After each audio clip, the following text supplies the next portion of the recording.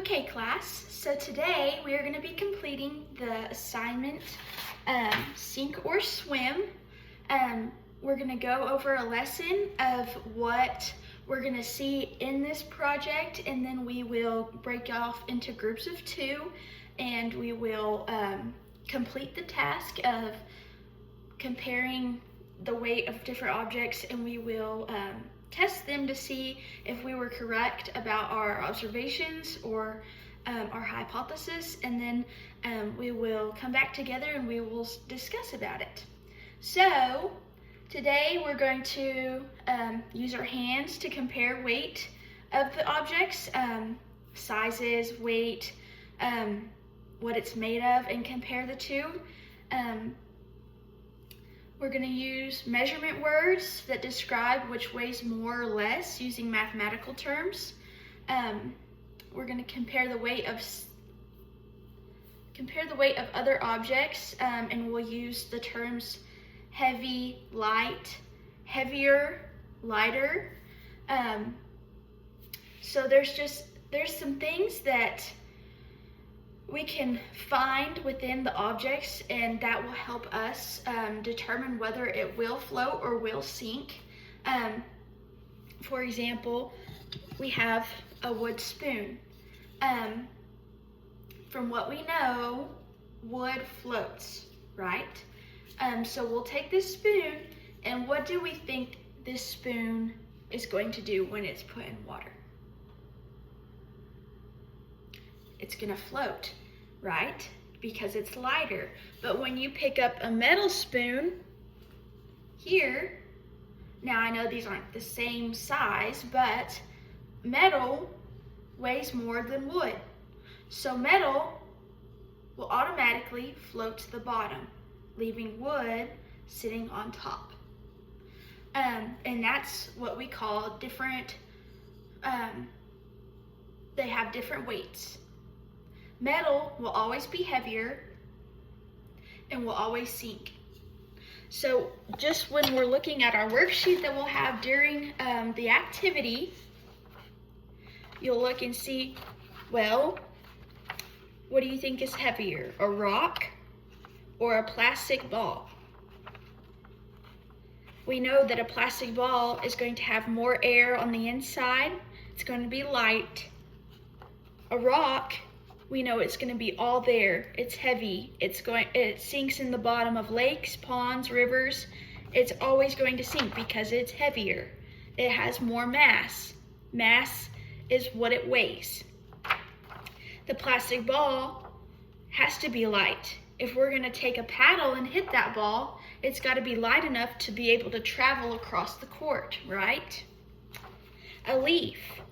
When you see leaves falling in the fall, do you see the leaves sinking to the bottom of the pond, or do you see them floating on top? Okay. Penny. What do we think pennies are made out of?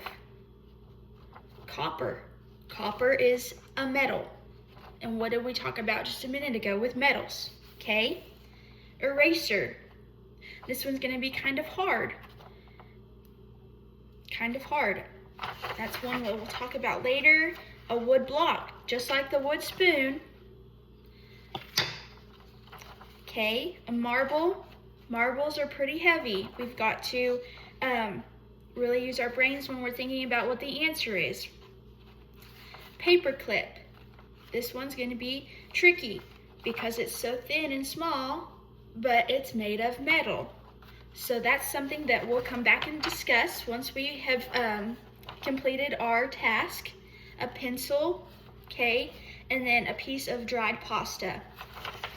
So that'll be the worksheet that we'll complete together in a group of two, and we'll test whether or not they sink or they swim. So we will get paired into groups of two. Everyone will be given a tub of water, and then the selection of items that are listed on this worksheet. Okay, you don't have to go in order. You can go whatever order. Okay, first we're going to lay down a beach towel. Okay, everyone gets one beach towel, and then we'll put the tub of water on top. we're going to each test our objects into each tub of water one at a time, okay?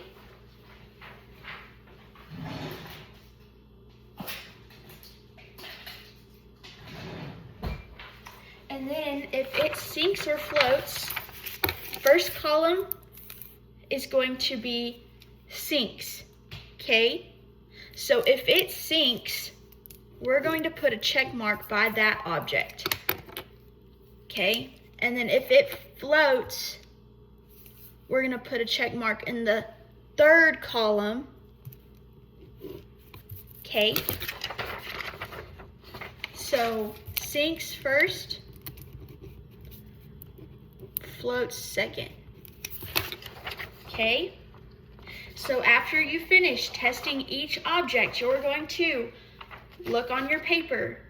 You're going to put your results down by checking each box, okay? Y'all will take turns putting each object into the tub of water, and the other will record the data, and together y'all will make a hypothesis of, oh, I think it's going to do this, I think it's going to do this.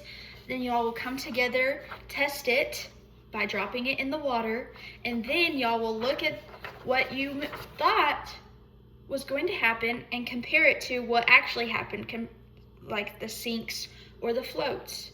So if you thought a rock was going to float, then you need to think of a way of why it didn't float and how come it sunk. Okay, then after, we will talk about the ones that are somewhat hard to understand.